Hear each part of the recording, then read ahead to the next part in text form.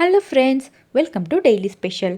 இந்த வீடியோவில் நம்ம ரொம்பவே சூப்பரான ஒரு இந்தியன் ஸ்ட்ரீட் ஃபுட் தான் பார்க்க போகிறோம். பாவ் பாஜி. இதை எப்படி செய்யறதுன்னு பார்க்கலாம். ஃபஸ்ட்டு ஒரு பேன் வச்சுக்கோங்க. அதில் 1.5 ஸ்பூன் அளவு வெண்ணெய் சேர்த்துருக்கேன். வெண்ணெய் நல்லா உருகி இருக்குது. இந்த டைமில் ஒரு தக்காளி நான் மிக்சியில் நல்லா அடித்து பியூரி எடுத்து வச்சுருக்கேன். இதை சேர்த்துட்டு நல்லா கலந்து விட்டுருங்க. ஒரு நிமிஷம் இந்த தக்காளி பச்சை வாசனை போயிடட்டும். இது கூடவே ஒரு கைப்பிடி அளவுக்கு வேக வச்ச பட்டாணி, ஒரு உருளைக்கிழங்கு நல்லா வேக வச்சுருக்கிறது, அதை நல்லா மசிச்சுக்கோங்க. இதை மூணையுமே சேர்த்து நல்லா கலந்து விட்டுருங்க. உருளைக்கிழங்கு கட்டி கட்டியாக இல்லாமல் நல்லா மசிச்சு விட்டுருங்க. பாருங்கள், இந்த மாதிரி நல்லா மசிச்சுக்கோங்க.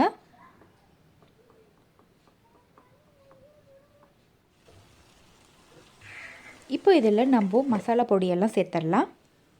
1 ஸ்பூன் மிளகாய்த்தூள், 1/4 ஸ்பூன் மஞ்சள் தூள், தேவையான அளவு உப்பு, 1 ஸ்பூன் பாவ் பாஜி மசாலா. இதை எல்லாமே சேர்த்துட்டு நல்லா மிக்ஸ் பண்ணிக்கோங்க. பாவ் பாஜி மசாலா இப்போ மேக்ஸிமம் எல்லா கடைகளிலும் கிடைக்கிது. ஸோ அதை யூஸ் பண்ணிக்கோங்க. அப்போ நல்லா டேஸ்ட்டாக இருக்கும். பட்டாணி வேக வச்ச தண்ணியே இதில் சேர்த்துக்கிறேன். இது எல்லாமே சேர்த்துட்டு ஒரு 5 நிமிஷம் இதை நல்லா வேகட்டும். இது நல்லா கொதிக்கணும். அப்போ தான் கொஞ்சம் கெட்டியாக கிடைக்கும், நம்மளுக்கு கிரேவி மாதிரி கிடைக்கும். ஸோ ஒரு 5 நிமிஷம் அப்படியே விடுங்க. ஒரு 5 நிமிஷம் ஆயிடுச்சு. இப்போது இதில் 1 ஸ்பூன் வெண்ணெய் சேர்த்துக்கிறேன். பொடியாக நறுக்கின பெரிய வெங்காயம் ஒரு கைப்பிடி அளவு, ஒரு 1/4 ஸ்பூன் பாவ் பாஜி மசாலா. வெங்காயம் ஏன் இப்போ சேர்க்குறோன்னா, ஃபஸ்ட்டே சேர்த்துட்டோன்னா அது நல்லா வணங்கிடும், அப்புறம் நம்மளுக்கு ரொம்ப நைஸ் ஆயிரும். ஸோ இந்த டைமில் சேர்த்தோம்னா வெங்காயம் நல்லா பச்சையாகவே இருக்கும். சாப்பிடும்போது கடிக்கிறதுக்கு நம்மளுக்கு கிடைக்கும். அது நல்லாயிருக்கும் டேஸ்ட்டு. இது மேலே மல்லி இலை தூவி நம்ம நல்லா கலந்து விட்டுடலாம். மல்லியோட வாசம் இன்னும் நல்லா இறங்கும் இதுக்குள்ளார. அவ்வளோதான், நம்மளோட கிரேவி ரெடி.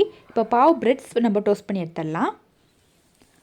ஒரு தோசை தவாவில் 1 ஸ்பூன் பட்டர், ஒரு ஸ்பூன் பாவ் பாஜி மசாலா, ஒரு 1/4 ஸ்பூன் அளவுக்கு மிளகாய்த்தூள் சேர்த்துட்டு பாவ் பிரெட்ஸை இதில் நம்ம டோஸ்ட் பண்ணி எடுத்துக்கலாம். இதோ இந்த மாதிரி நடுவில் ஸ்லைஸ் பண்ணிக்கோங்க. ஸ்லைஸ் பண்ணிவிட்டு மறுபடியும் இப்படி திருப்பி விட்டிங்கன்னா நம்மளுக்கு மசாலா ஐட்டம் உள்ளார வரைக்கும் இறங்கும். ஸோ அது நல்லாயிருக்கும். பாருங்கள், இது ஒரு பிரெட் எடுத்திருக்கேன். இந்த மாதிரி நடுவில் ஸ்லைஸ் போட்டுக்கோங்க. போட்டுட்டு வெண்ணெயில் தடவிட்டு இந்த மாதிரி ஈஸி தான், பார்த்தீங்களே தெரியும்.